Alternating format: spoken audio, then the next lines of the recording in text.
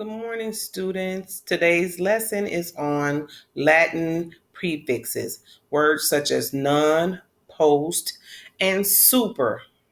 I want to introduce you and review with you that multi-symbolic words can be broken down into meaningful parts such as roots, prefixes, and suffixes. One strategy you can use when you find an unfamiliar word of two or more syllables is to use the meaning of the word part you don't know. Okay? I need you to remember that many words have Greek and Latin prefixes. I'm going to read aloud these words: nonstop, nonsense. Now you have to identify the word part that is the same in each word, referring to non, okay? We know that non means not or without, okay? Here's our first sentence. We're going to practice the following sentences. Most people prefer a non-stop flight because it saves time. I see the prefix non and I know that it means not or without. I know what base word stop means, so I think nonstop means without a stop. I'll use a dictionary to help me check my thinking, okay? So then I can go on to my second sentence. My second sentence says, the toddler banged on the keyboard, making several nonsense words, okay? Then we go on to, it says, we're going to continue on with the remaining sentences for non below.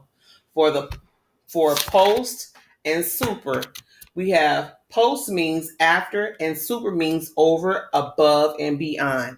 I need you to remember that a root or a base word is not known. You may need to use a dictionary to look up the unknown word parts or the word itself. You have number one, these are examples, kids, okay? So you don't have to work on these. This is just examples. Number one, few people stay for the post-game firework display. Number two, at the end of the math unit, students will take a post test. Number three, an adult should supervise preschoolers as they walk to the playground. You can look and try and find the prefix in each one of these words. Circle the beginning prefix in each one of those sentences. The last sentence says, only the school superintendent can close school during a severe weather storm. So you will have to circle the beginning of that sentence of what is your prefix in that word. Now down here is what you really have to send to me. This is what I'm worried about. This is what you're going to send to me. It says for you to do, determine the meaning of the underlying word in each sentence. And you can use a dictionary. Number one, this clay is non-toxic and safe for young children to use. Number two, I made revisions to my paper, so my post-it draft must be retyped. Number three, the astronomer at the observatory identified a supernova last night.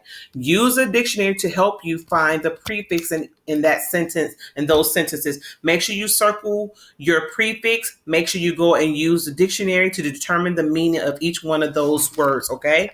Again, use a dictionary. I need you to circle the prefix in the beginning of those words, and I need you to make sure you write those sentences out and share it with me in your Google Docs. Make sure you put your name, today's date. Type all sentences begin with a capital letter and should end with some type of punctuation mark at the end. If it's asking a question, you know it has a question mark. You know each sentence should end with a period. Otherwise, remember, send it to me in your Google Docs. Okay? Circle your prefix in your sentence. Use a dictionary to determine the meaning of the word. You have any questions, you can email me or go to Google Hangout and send me your questions, and I will answer them back as soon as possible.